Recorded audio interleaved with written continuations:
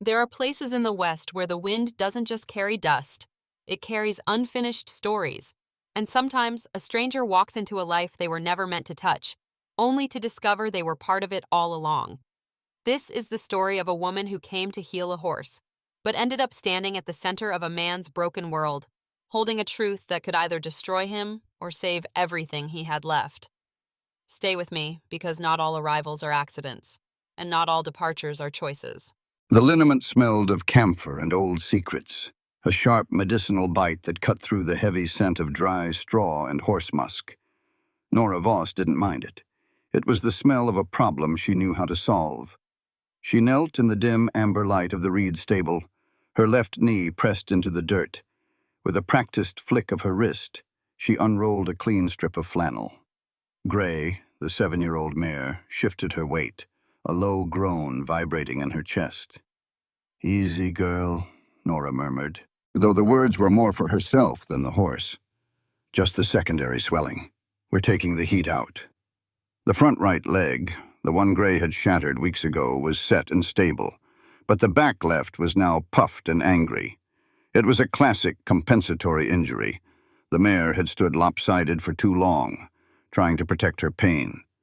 Nora had found the heat in the hock 3 hours ago. No one had told her to look for it. No one was around to tell her anything at all. Her left hand, marked by a jagged white scar near the base of the thumb, a souvenir from a difficult foal delivery on her father's Kansas farm 13 years ago, trembled. It wasn't the autumn chill rattling the slats of the barn. It was a strange, frantic energy she couldn't name. She ignored it, tightening the wrap with a steady, surgical precision. Too tight, and she'd kill the circulation. Too loose, and the support was a lie. She knew this barn now. She knew that the third nail from the door held the best lead ropes. She knew the east side of the loft stayed dry because the shingles there hadn't yet succumbed to the Cimarron wind. She knew the specific haunting creak of the roof that meant the wind was shifting to the west. She had learned these things in the silence of Callum Reed's absence. She had become a ghost, haunting a man's livelihood, fixing what was broken simply because she was the only one who saw it. Gray flinched as the flannel snugged against the swelling. Nora didn't pull back. Instead, she stood and placed her palm flat against the mare's sweat-dampened flank. She closed her eyes, matching her breathing to the horse's rhythm. Slow, deep, and grounded. It was a trick her father had taught her before the debts and the blacklists had chased her out of Kansas. "Wait for the animal to accept your stillness," he'd said. The barn door groaned. The sound didn't come from a gust of wind. It was the deliberate weight of a hand on wood. Nora didn't startle, but her body recalibrated. She shifted her stance, shielding her work on the leg, a reflex honed by years of being a woman in places where she wasn't invited. The footsteps were steady. They didn't hurry. They belonged to a man who knew exactly where the floorboards were soft and where they were solid.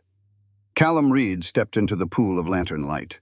He was caked in the red dust of the territory, his coat worn thin at the elbows, the exhaustion etched into the lines around his mouth like a map of a long, hard road.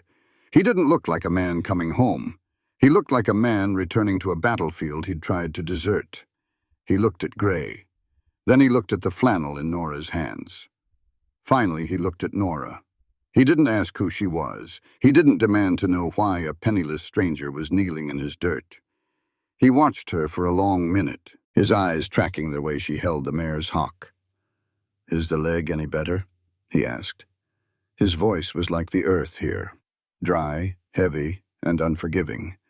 Nora didn't falter. She tucked the end of the bandage into the wrap.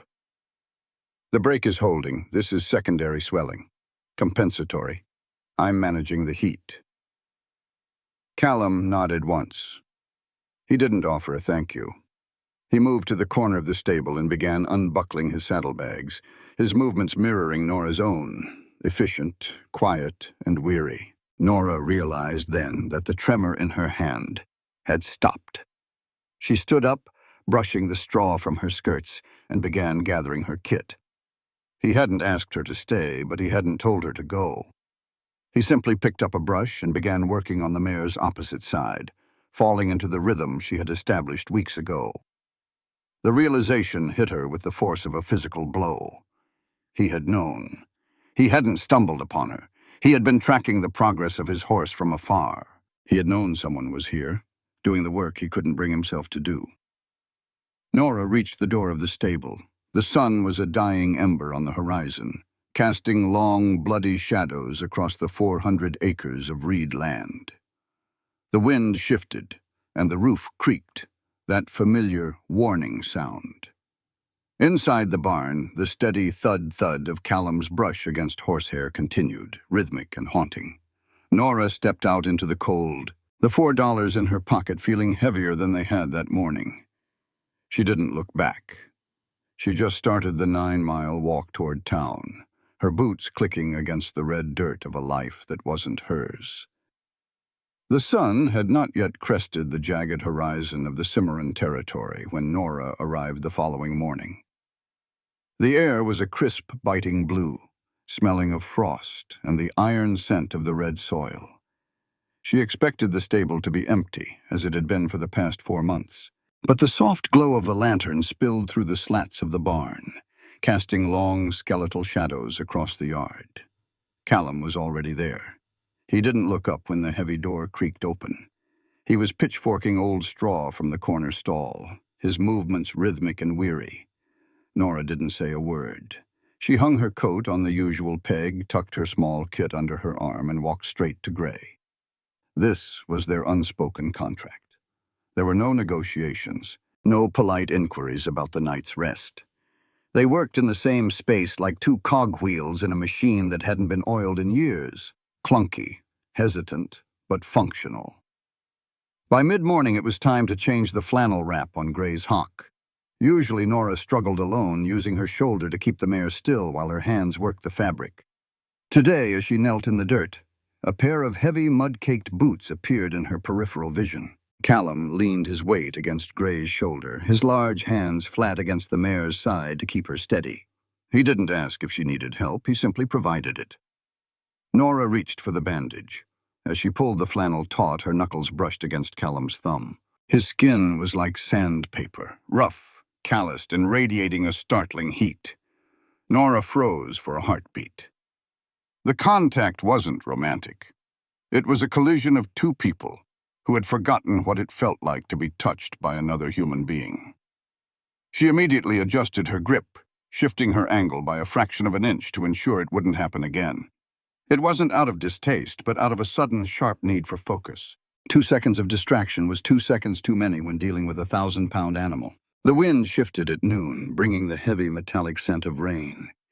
It wasn't the soft, rolling rain of the east, but the violent, desperate downpour of the plains, the kind that turned the red dust into a thick, choking slurry.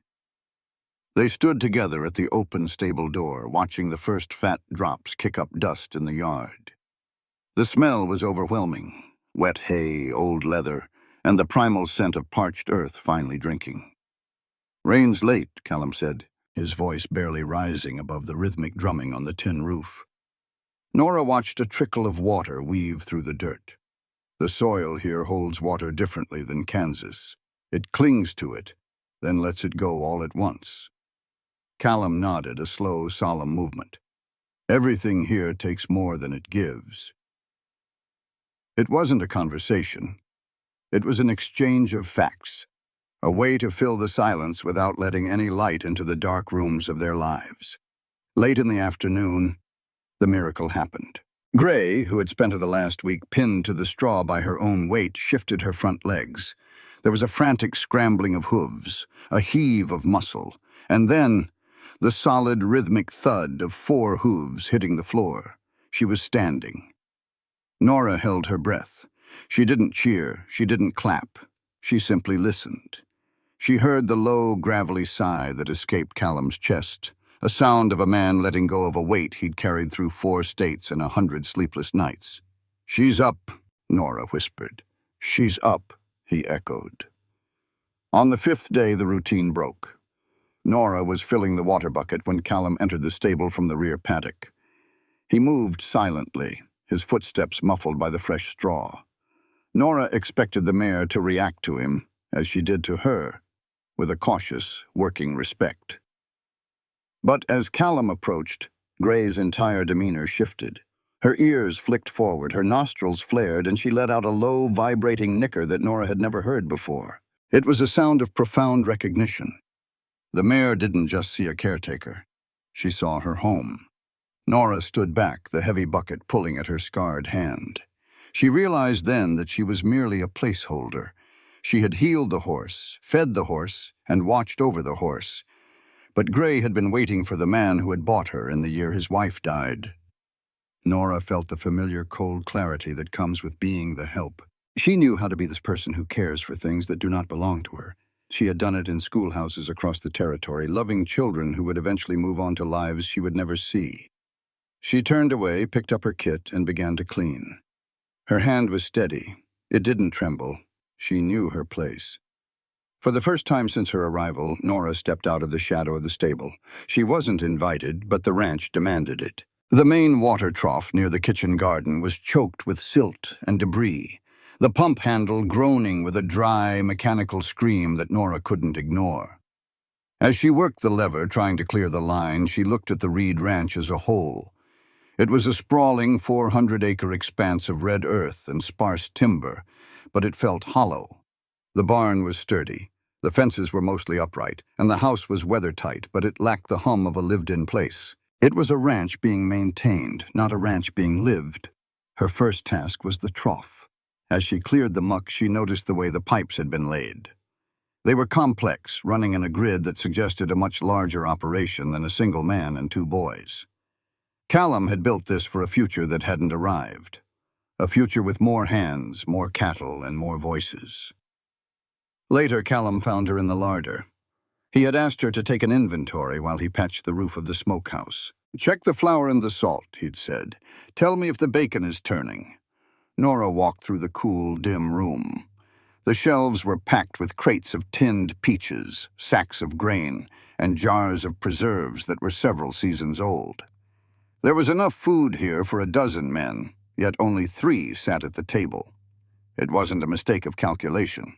It was a habit of a man who didn't know how to scale down his expectations of life. In the afternoon, they walked the north fence. Callum led the way, his eyes scanning the wire for breaks. He started to point toward a sagging post, but stopped when he saw Nora already heading toward it, her pliers in hand. She had walked this perimeter enough times to know every weak spot. She knew where the coyotes dug under and where the wind pushed the hardest. Callum watched her for a moment, then stepped back, letting her take the lead. They moved in a strange, inverted hierarchy, the owner following the stranger through his own land. The school wagon dropped Eli and Peter off at the edge of the property an hour before dusk.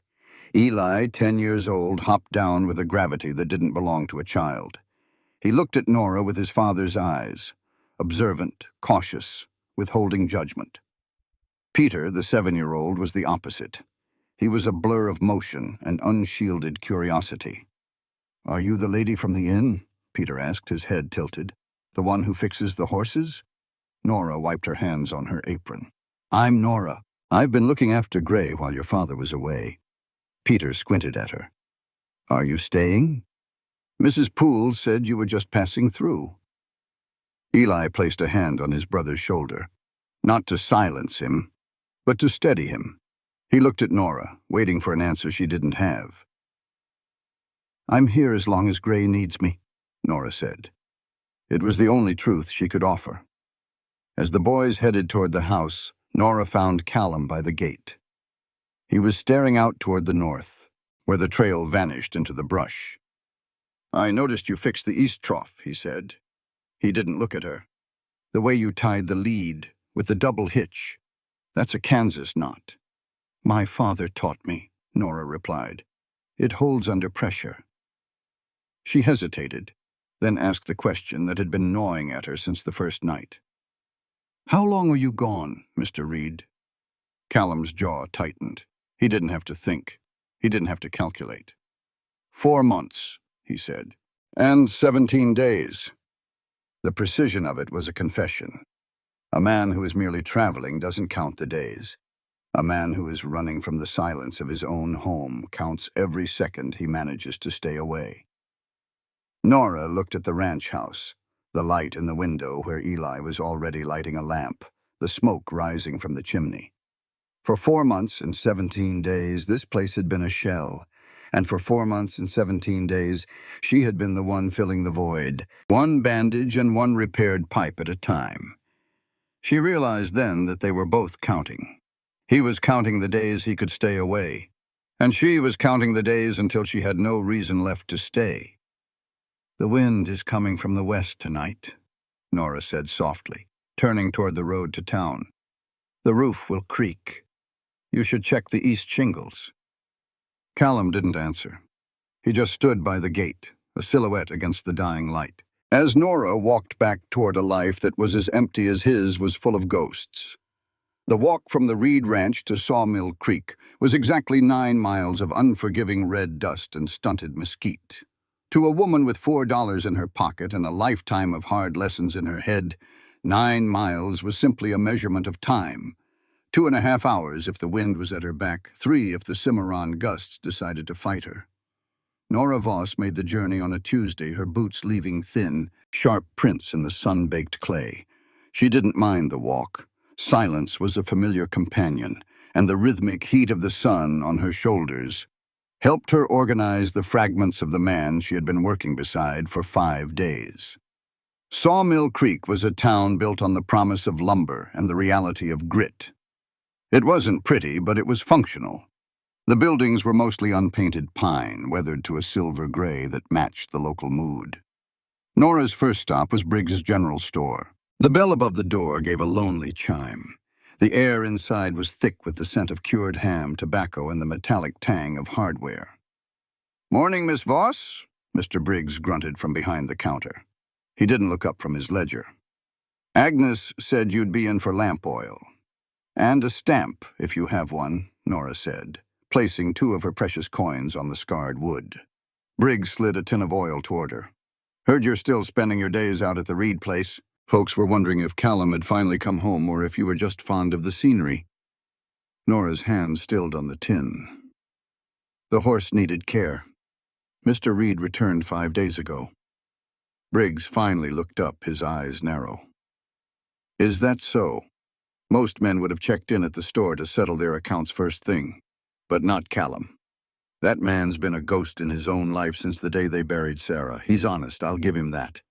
Never missed a payment, even when the drought took half his herd 3 years back. But he's got a way of looking right through a man, like he's already halfway down the trail to somewhere else." Nora didn't reply. She didn't like gossip, but she collected information like a magpie. "He's a good man," a voice piped up from the corner. It was Mrs. Hartwell, the wife of the territory's largest cattle rancher, tucked away behind a display of calico. She stepped forward, her expression a mix of pity and sternness. "But a man who won't ask for help is a man who's building his own coffin. He wouldn't even let the church ladies bring him a pie after the funeral. Just locked that gate and took to the road whenever he could find an excuse." She leaned in closer to Nora. "He's raised those boys to be as quiet as tombstone carvings, Miss Voss. It isn't natural. A home needs a woman's voice to keep the shadows back. But Callum Reed, he doesn't want a voice, he wants a miracle. And miracles don't grow in Oklahoma dirt." Nora gathered her oil and her stamp. "Perhaps he just wants to be left to his work, Mrs. Hartwell." Outside, the sun was higher. Nora headed toward the small bookstore, more a collection of shelves in a cobbler's shop than a proper library. Old Man Morrison was sitting on a crate outside, his eyes milky with cataracts, but sharp with intuition. He didn't see Nora so much as he felt her presence. "You're the one staying with Agnes," he rasped. "The teacher who doesn't teach." "I'm a teacher who was told her services were no longer required in Kansas," Nora said, her voice tight. Morrison chuckled. "Same thing in this territory. People here don't want to be taught. They want to be confirmed in what they already believe. You've been out at the Reed place. Have you asked him yet?" Nora paused. "Asked him what?" Asked him why he keeps going back to the road, Morrison said, turning his face toward the sun. A man only travels that hard when he's trying to outrun his own shadow.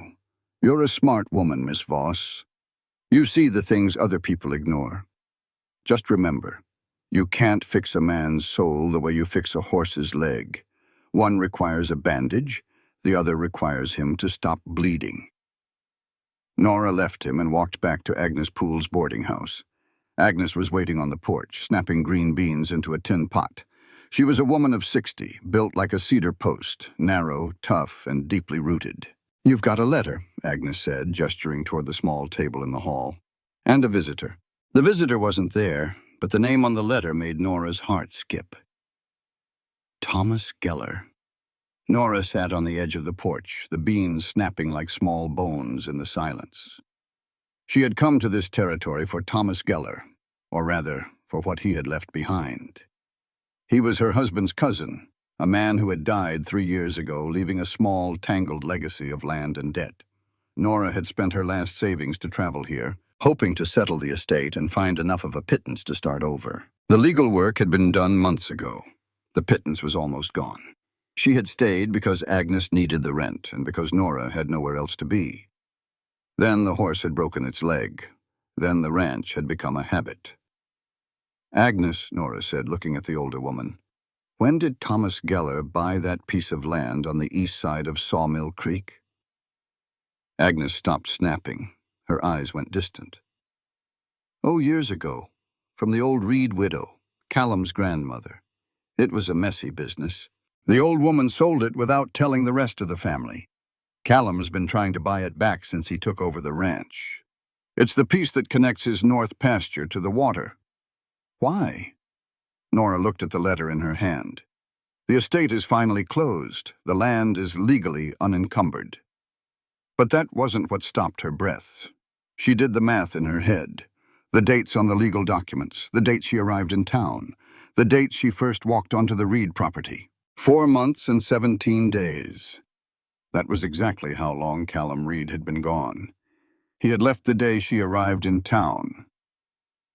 He had left the moment the land he had been fighting for was finally, legally, out of his reach. She wasn't a stranger who had stumbled into a job. She was the final piece of a puzzle she hadn't known she was solving. Callum hadn't run from his grief. He had run from the reality that he had lost a part of his family's history to a woman he'd never met. And now, that woman was in his stable, bandaging his horse. Nora sat in the dark of her room that night, the lamp oil she'd bought sitting unused on the table. She looked toward the north, where the Reed Ranch lay hidden in the blackness. Twist of fate or a cruel irony? She didn't know. All she knew was that she had been counting the days until she could leave, while he had been counting the days until he could bear to return. She closed the curtain, but the silence of the room felt heavier than the wind outside. The rain didn't begin with a warning. It arrived with a sudden violent crack of thunder that shook the rafters of the Reed barn. By 4 in the afternoon, the sky was the color of a bruised plum, and the red dust of the yard had turned into a treacherous, sucking mire. "You can't walk back in this," Callum said. He was standing in the center of the stable, his coat dripping, a bucket of grain in each hand. The rain was drumming so loudly on the tin roof that they had to raise their voices to be heard. Gray was agitated, her ears pinned back, the fresh bandage on her hock already damp from the humidity. "I've walked in worse," Nora replied, though she knew she was lying. The 9-mile trek to town would be a death trap in this darkness. "Not tonight," Callum said. It wasn't a command, but a statement of physical fact. "The creek will be up by sunset. Eli's already brought the bedding into the kitchen. You'll stay." Nora looked at him. His face was unreadable, illuminated only by the flickering lantern hanging from the central beam. He looked at her not with desire, but with the same pragmatism he used to judge the weight of a steer. She was a resource, and he was a man who didn't waste resources. "Very well," she said. The evening was a study in controlled proximity. The Reed house was a simple structure, 4 rooms of thick-cut timber and stone. The kitchen was the heart of it, dominated by a massive iron stove that threw a fierce, dry heat. Eli and Peter were uncharacteristically quiet, sensing the shift in the house's gravity. Eli moved with a silent, eerie efficiency. Without being told, he fetched a heavy wool blanket from the cedar chest and laid it out on the settee in the small parlor. He checked the lamp oil, placed a fresh towel by the wash basin, and then retreated to the corner to watch Nora. Peter was less subtle. "Can you tell a story?" Peter asked, his chin resting on the edge of the kitchen table. "Ma used to tell stories about the stars." "Peter," Callum said, his voice low, "go to bed." "But Pop—" "Bed." The boy slunk away, but not before giving Nora a look that was far too perceptive for a 7-year-old. It was the look of a child who was measuring the space she occupied in the room. Once the boys were upstairs, the house fell into its first silence, the silence of labor. Callum and Nora didn't sit. They moved. Every 2 hours they had to check Gray. The infection Nora had feared was showing its first signs, a faint, sickly heat radiating from the hock. They worked in shifts.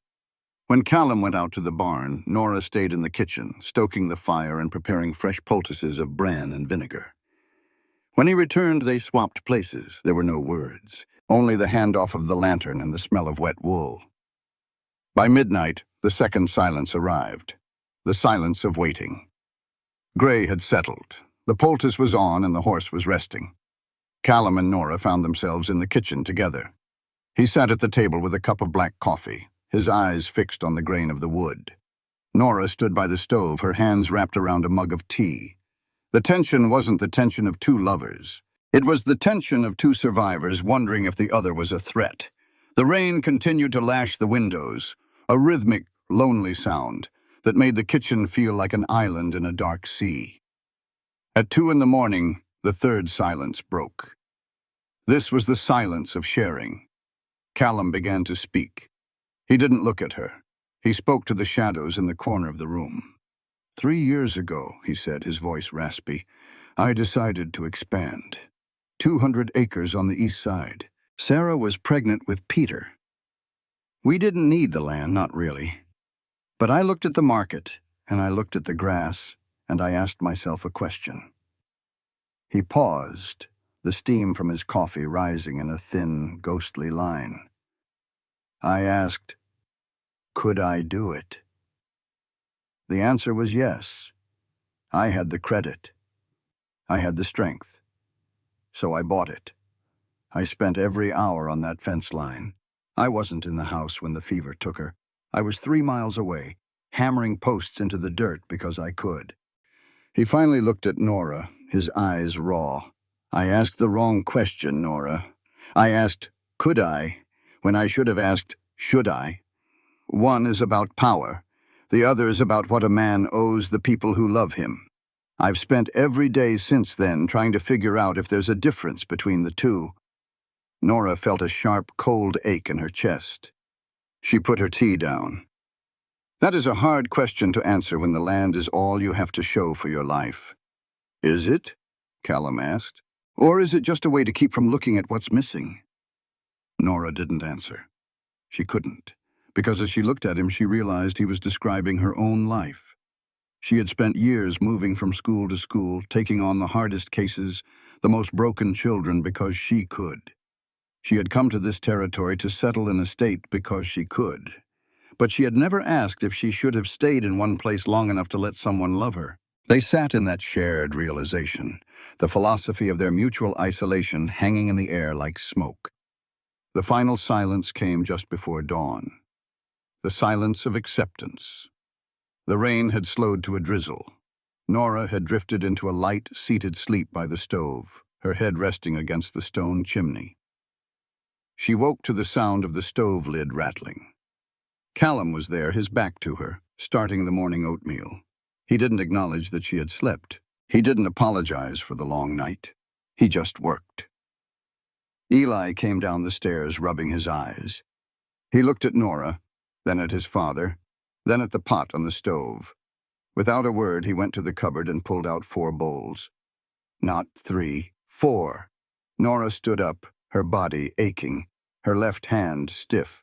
She went to the wash basin, splashed cold water on her face, and prepared to leave. "The mud will be thick on the road," Callum said as she reached for her coat. "I'll manage," Nora said.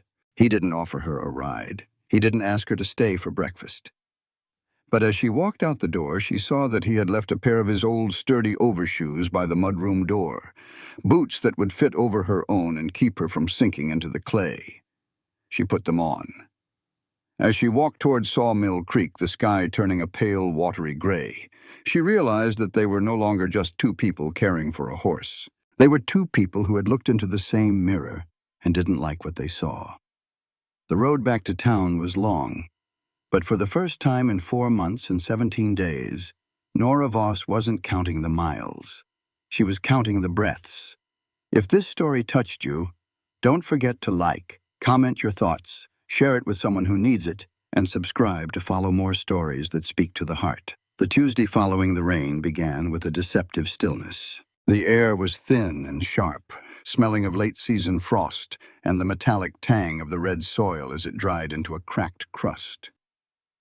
Nora was in the stable, her world reduced to the rhythmic sound of a stiff, bristled brush against Gray's winter coat. The mare was steady now, her breath a warm, rhythmic puff of steam in the cool interior. Nora's routine had become a fortress. She arrived, she worked, she checked the hock, she cleaned the tack. It was a life of small, manageable tasks that kept the larger, unmanageable questions of her future at bay. But the fortress was breached at 10 o'clock by the sound of a horse that didn't belong to the Reed Ranch.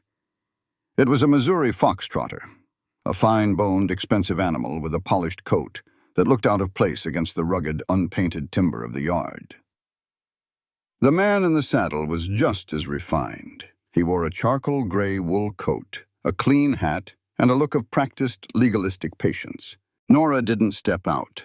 She remained in the shadows of the stable, watching through the gaps in the vertical slats. She saw Callum emerge from the smokehouse, wiping his hands on a piece of burlap. His movements were slow, guarded, like a man seeing a predator enter his territory. "Martin," Callum said. There was no warmth in the greeting.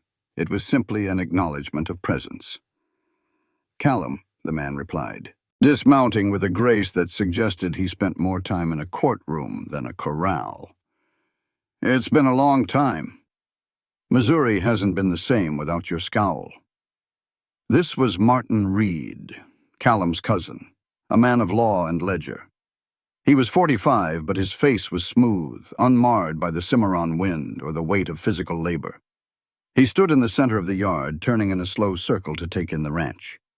His eyes lingered on the sagging porch of the house, the unpainted fence line, and finally the stable where Nora stood hidden. "The place is standing," Martin said, his voice carrying clearly in the crisp air. "I suppose that's an achievement in this territory." "It's a ranch, Martin, not a museum," Callum replied. He gestured toward the porch. "Sit. I'll get the coffee." "No need for coffee. I'm not here for a social call, and we both know you don't have the patience for it." Martin stepped closer to Callum, his voice dropping into a register of professional concern.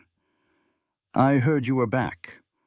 I also heard from the bank in Sawmill Creek. They aren't as quiet about your affairs as you'd like them to be." Nora held her breath. She should have moved deeper into the barn, but she stayed. She was a teacher by trade, and she had learned long ago that the most important lessons were often overheard in the hallways. "I'm managing," Callum said. "You're suffocating," Martin countered. "You've spent 3 years chasing your own tail on this land. You go to Kansas to buy cattle you can't afford. You go to the Panhandle to find work to pay for the cattle. And meanwhile, the ranch sits here like an old dog waiting to die. It's not sustainable, Callum. Not for you, and certainly not for those boys." Nora looked at Callum. He stood perfectly still, his hands at his sides. He looked like the stone chimney of the house, unmoving, weather-beaten, but holding up the weight of the structure. "I have a solution," Martin continued, pulling a set of papers from his coat pocket. "I've been in talks with a buyer from St. Louis. He wants to expand west. He doesn't want the whole place, not yet. He wants the eastern 200 acres, the expansion land. The grass is good there, and it's close enough to the timberline to be valuable. Nora felt a cold prickle at the base of her neck. The eastern 200 acres. The land Callum had spoken of during the rainy night. The land he had bought with the wrong question. "I'm not selling the east side," Callum said. His voice was a low vibration, like a distant storm. "Listen to reason," Martin said, his tone softening into something almost paternal. "If you sell those 200, you can clear every debt on the books. You can paint this house. You can hire a proper tutor for Eli and Peter.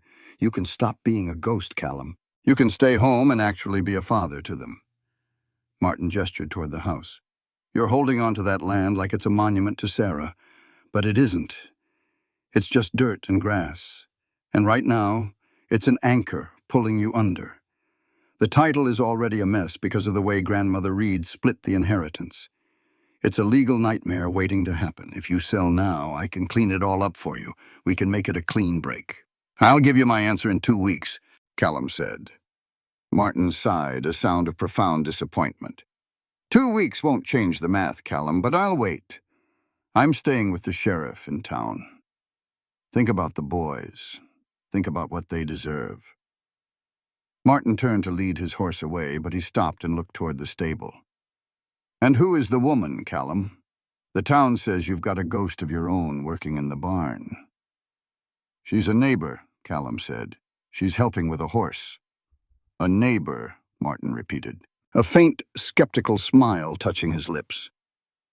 "Well, I hope she's as good with horses as they say, because horses are the only thing on this ranch that seem to be getting any care."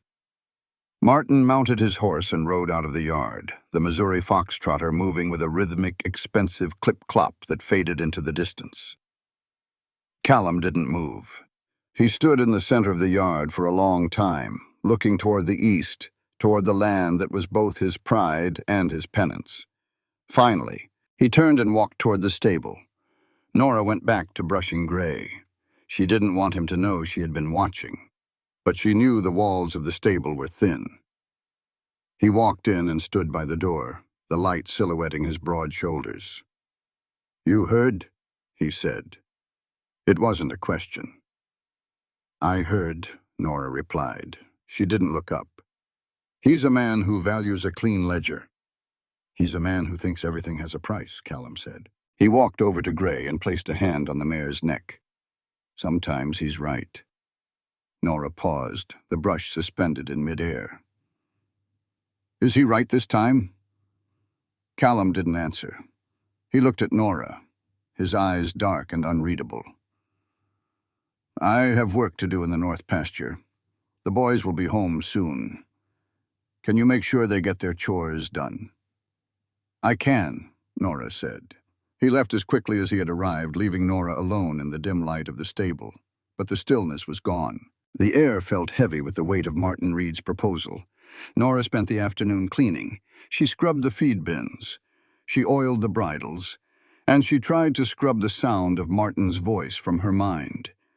But one name he had mentioned kept echoing: Thomas Geller.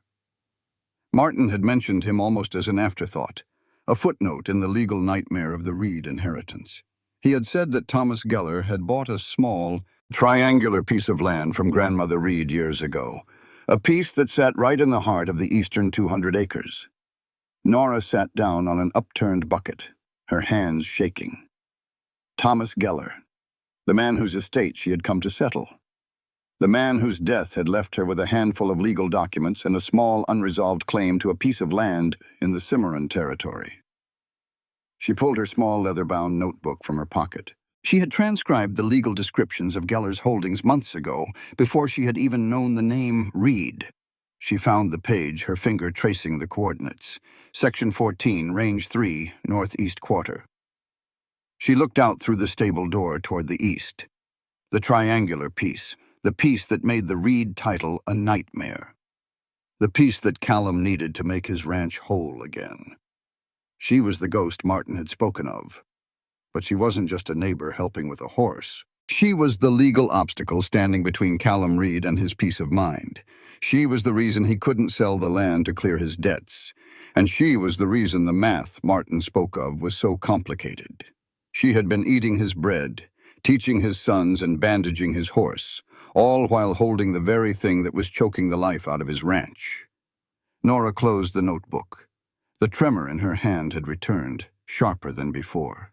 She looked at Gray, who was watching her with calm, dark eyes. "I didn't know," Nora whispered to the horse. "I truly didn't know." But knowledge was a one-way door. She couldn't go back to being just the school teacher from Kansas.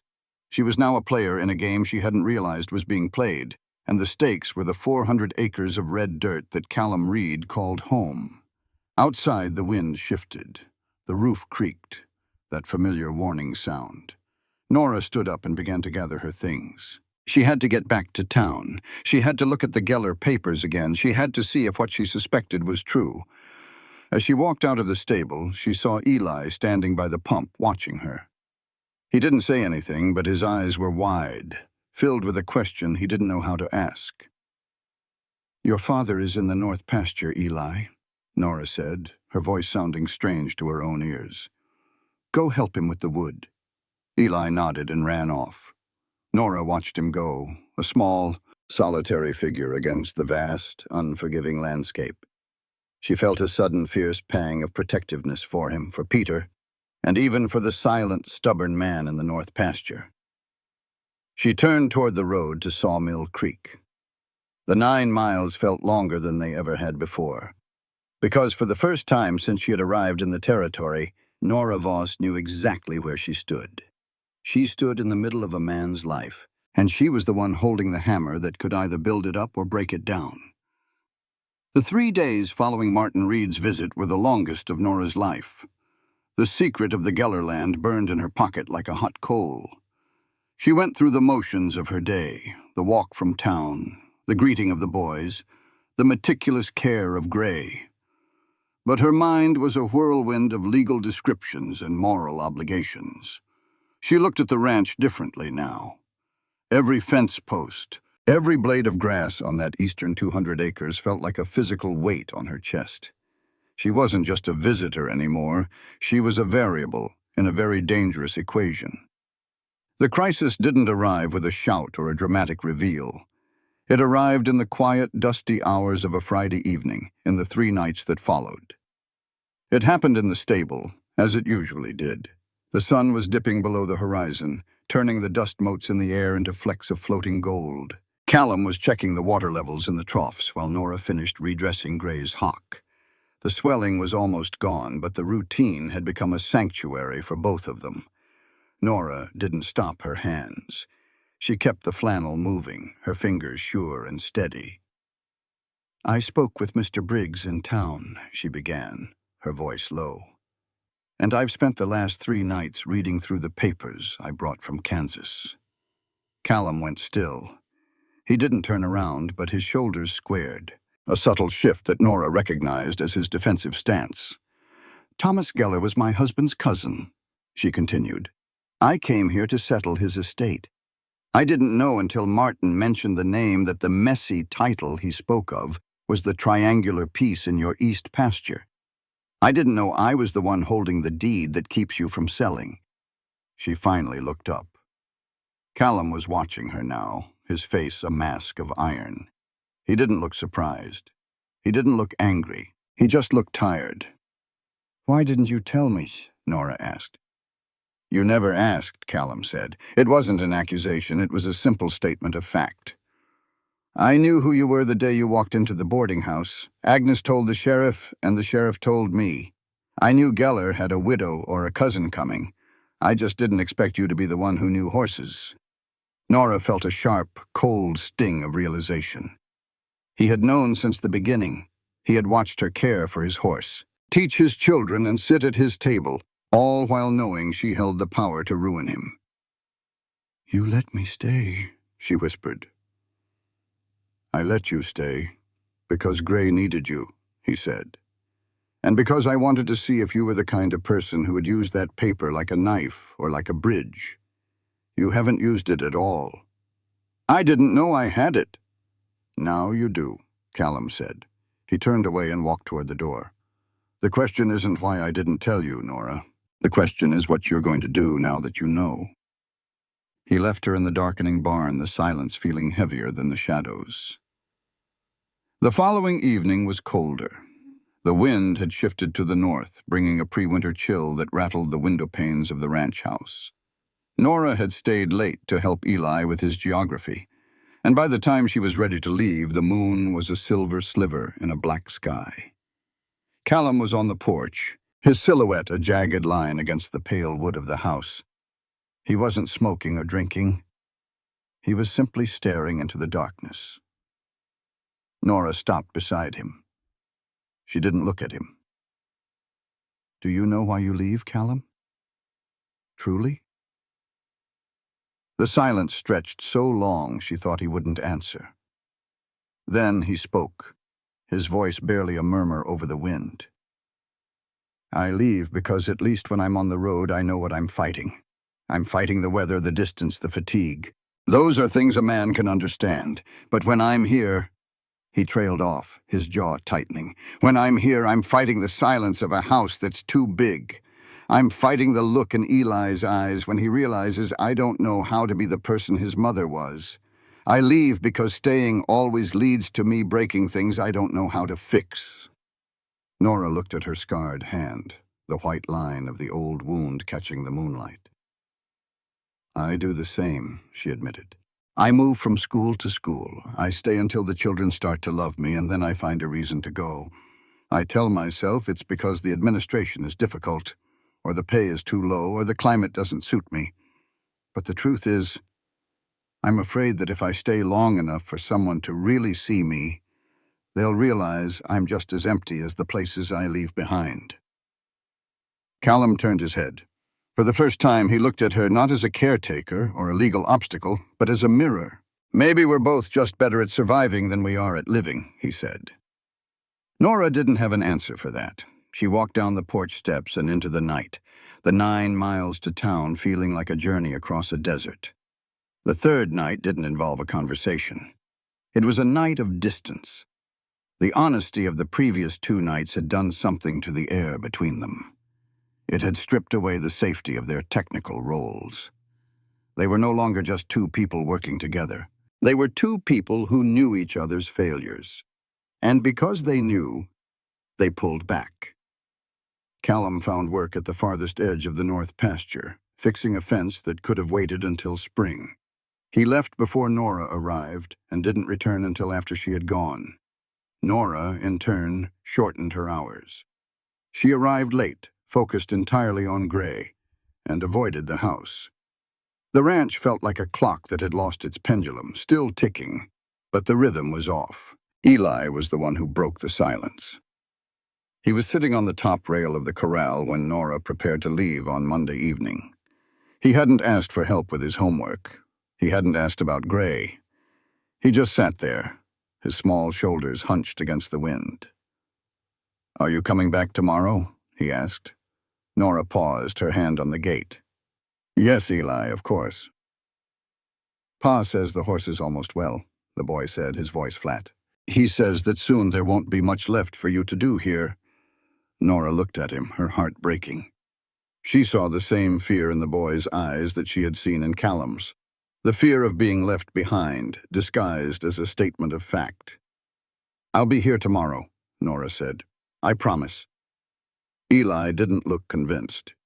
He jumped down from the fence and walked toward the house without looking back. That night, Callum sat at the kitchen table. In front of him was a blank sheet of paper and a pen. He was supposed to write to Martin to give his answer about the east pasture. But the ink dried on the nib, and the paper remained white. He looked at the wall, toward the parlor where Nora had slept during the rain. He thought about her scarred hand and the way she matched her breathing to the horses. He thought about the fact that she held the deed to the heart of his ranch, and that she hadn't mentioned it once until he forced her hand. He didn't write the letter. He blew out the lamp and sat in the darkness, the silence of the house pressing in on him like a physical weight. In town, Nora lay awake in her narrow bed at Agnes's. She thought about the should-I question. She thought about the 200 acres of red dirt and the man who was trying to outrun his own soul. They weren't broken by a lie. They were broken by the truth that they were both holding on to things they didn't know how to keep, and letting go of the only things that might actually save them. The wind howled outside, a lonely western sound that promised nothing but more of the same. The morning air had shifted from a crisp autumn chill to the bone-deep cold of a plains winter. The red dirt of the Reed Ranch, once a dusty canvas of footsteps and hoofprints, was now frozen into iron-hard ridges that crunched beneath Nora's boots. Each breath was a sharp silver plume in the early light. As Nora approached the stable, she found the usual rhythm of the ranch had changed. The silence wasn't the heavy, grieving silence of months ago, nor was it the companionable quiet of their shared labor. It was a suspended silence, the kind that precedes a storm or a goodbye. Inside the stable, Callum was already at work. He was mending a bridle, his fingers moving with a deliberate, slow precision. He didn't look up when Nora entered, but he shifted his weight, making room for her in the narrow aisle. "The water was frozen in the trough this morning," he said. His voice was level, stripped of the raw emotion of their previous night's conversations. He was back to facts. He was back to being a man of the earth. "I saw," Nora replied. She hung her coat on the peg. "I'll break the ice in the north paddock before I leave." "I'll do it. You've got enough with the mare."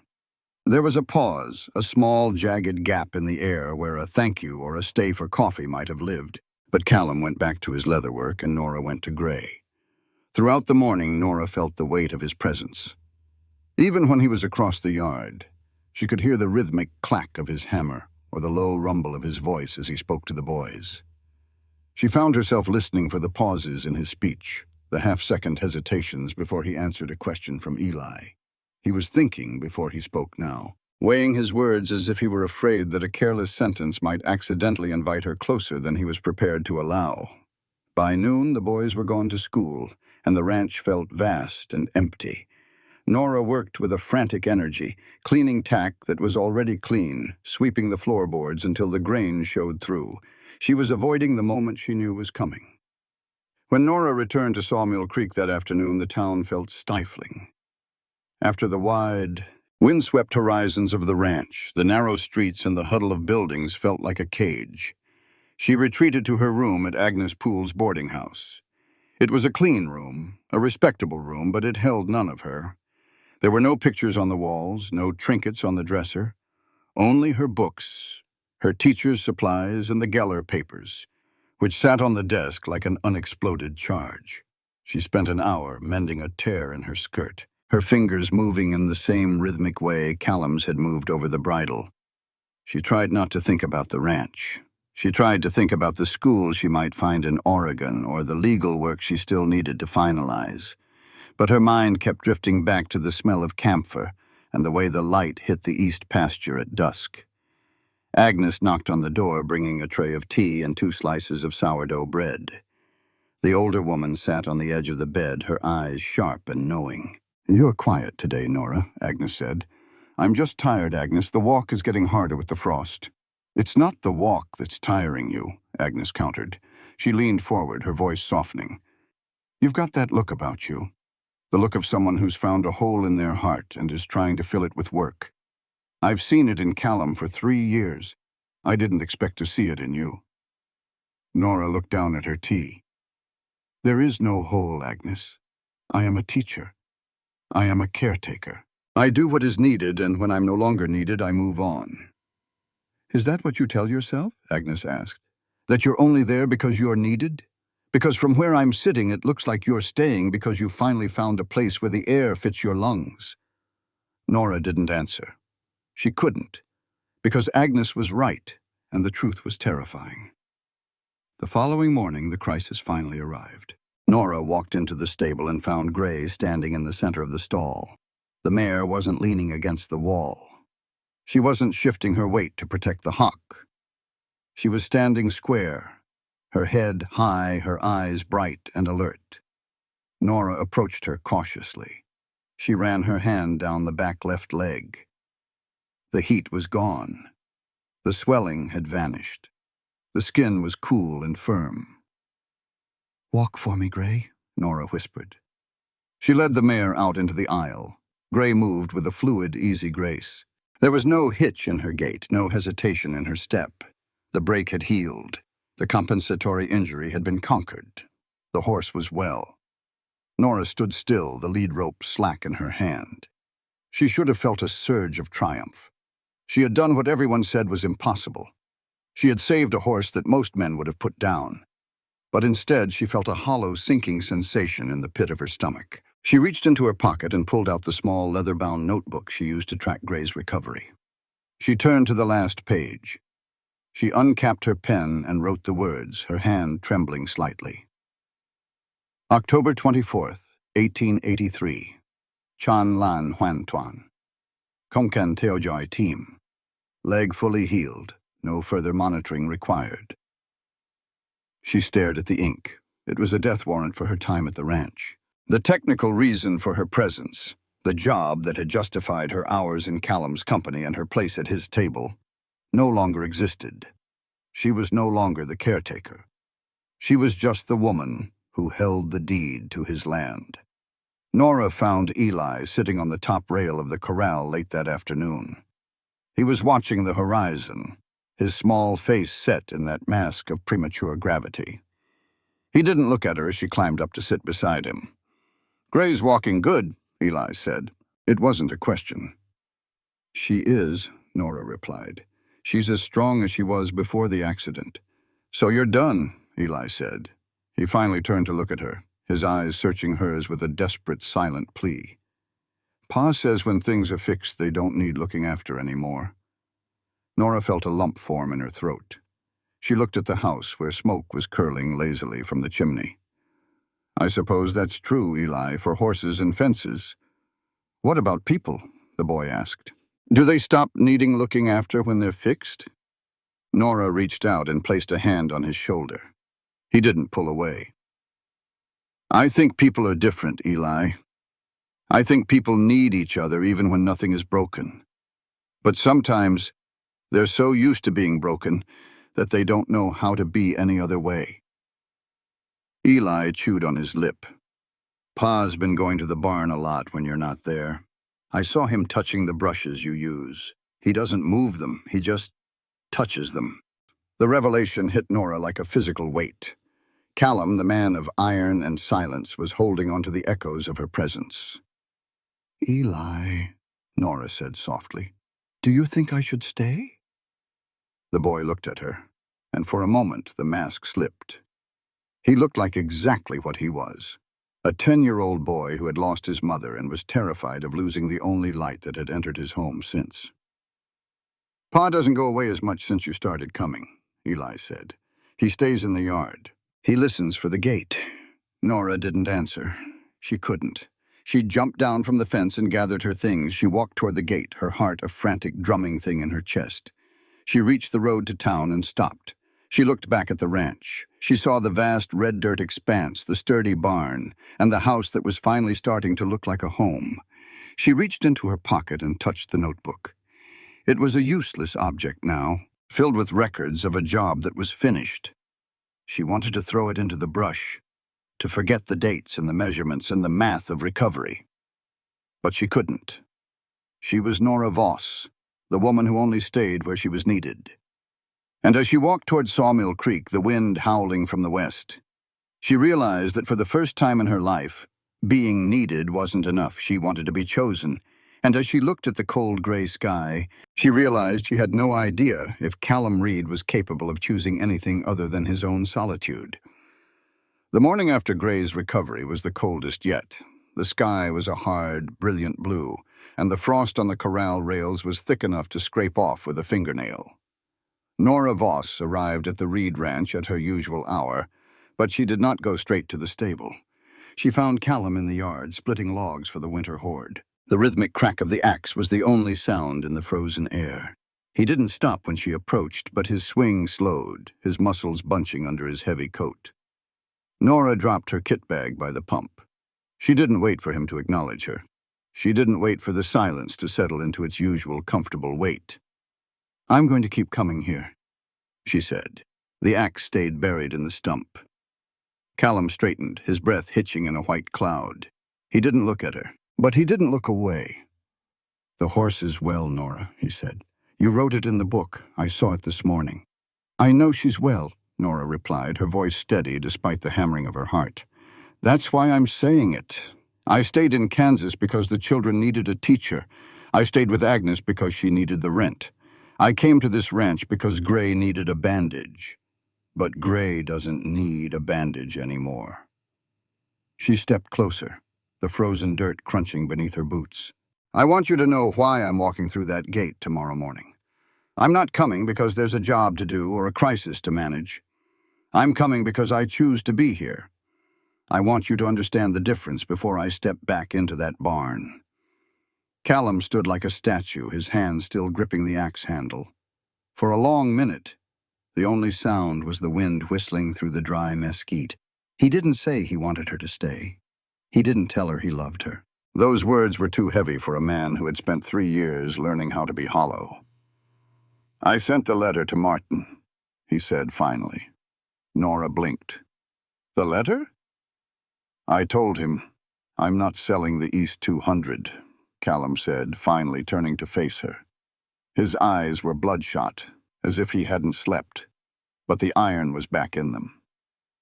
"I'm going to hire a lawyer from the Capitol to look at the deeds again, yours and mine. It'll mean more debt for a while. It'll mean a hard winter. But I'm not cutting pieces out of this ranch to pay for my own mistakes." He looked at the axe, then back at her. "I'm tired of asking if I can do something, Nora. I'm starting to ask if I should." He didn't wait for her response. He turned back to the woodpile and swung the axe. Crack! Nora stood in the yard for a moment, the cold air filling her lungs. It wasn't a confession of love, but it was an invitation to a shared struggle. She picked up her bag and walked into the stable. By afternoon, the sun had gained enough strength to melt the frost into a glistening dampness. Gray was restless. For the first time since the accident, Nora led the mare out of the stall without a lead rope, trusting the bond they had built. Gray didn't run. She didn't limp. She walked into the center of the yard, her coat shimmering in the pale light. Callum was still working near the smokehouse. Nora was by the stable doors. They were 50 feet apart, separated by a sea of red dirt and 3 years of unspoken grief. Then Gray stopped. She didn't go to Callum, the man who owned her. She didn't go to Nora, the woman who had healed her. She walked to the exact center of the yard, the midpoint between the two of them, and stood still. She lowered her head and began to nudge a patch of dry grass, an island of living muscle in the center of their standoff. To an outsider, it was just a horse in a yard. But to Nora, it was a physical manifestation of the last 4 months. Gray had been the bridge. She had been the reason 2 people who had forgotten how to stand still were forced to remain in one place long enough to see each other. Neither of them moved to close the gap. Instead, they both shifted their work toward the center. Callum moved his wood stacking closer to the yard's heart. Nora began cleaning a set of harnesses on the porch. The distance between them was halved. It wasn't a hug. It was a repositioning. They were drawing the circle smaller, 1 footstep at a time. When Eli and Peter returned from school, they found their father and Nora working in the yard, with Gray standing between them like a sentinel. Eli looked at the horse, then at Nora, then at his father. He didn't ask a single question. He simply took his satchel into the house and, for the first time, left the door standing open. Winter arrived in earnest a month later, but the Reed Ranch did not feel cold. The change was not in the temperature, but in the sounds. The house was no longer a place of silent meals and echoed footsteps. It was filled with the scratch of pens on paper as Nora tutored the boys, the sizzle of fat in the pan, and the low, steady murmur of 2 adults discussing the price of grain and the stability of the north fence. The legal battle over the Geller land ended not with a bang, but with a dusty folder from the Territorial Records Office. It turned out Callum's grandmother had actually repurchased the triangular piece years ago, but the deed had been misfiled under her maiden name. The title was clean. The nightmare was over. Martin Reed did not return. He sent a brief, formal letter acknowledging the resolution. his interest in the math of the ranch vanishing as soon as the prospect of a quick sale disappeared. In Sawmill Creek, the talk shifted. The ghost in the barn became the teacher at the Reed place. Mrs. Hartwell, watching from her porch, noted that the Reed boys no longer looked like small, weathered old men. Peter's laughter could be heard from 2 blocks away, and Eli had started helping the younger children with their sums at the schoolhouse. Old Man Morrison, sitting outside the bookstore, watched Nora load supplies into the Reed wagon one Saturday morning. He didn't call out to her, he just nodded as she drove away. "She stopped counting," he murmured to the cobbler. "Counting what?" the cobbler asked. "The miles," Morrison said. "She's finally learned that a road doesn't have to lead away. It can just lead home." One evening in late winter, the sky turned a deep, bruised purple. A storm was coming, not the violent dust of autumn, but the heavy, silent snow of the high plains. Nora was in the stable, brushing gray. The mare was thick with her winter coat, her breath smelling of sweet hay. Nora's hands were steady. The tremor that had haunted her in Chapter 1 was a distant memory. She worked with the quiet confidence of a woman who knew exactly where she was supposed to be. The stable door creaked. Callum walked in. He didn't look like the man who had arrived in the dust of 4 months ago. The exhaustion was still there. But it was the healthy tiredness of a man who was building something, not just trying to survive the wreckage. He didn't speak at first. He stood by Gray's head, stroking her velvet nose. Then he moved to the side of the stall, standing beside Nora. He didn't take the brush from her hand. He didn't offer a romantic speech. He simply reached out and placed his hand over her scarred left hand as it rested on the mare's flank. His skin was still rough, still hot, but the contact didn't make Nora flinch. She leaned into him, her shoulder brushing his. "The boys are finished with their lessons," Callum said. "I heard Peter arguing with Eli about the map," Nora replied, a smile touching her lips. "He'll learn," Callum said. "He's got a good teacher."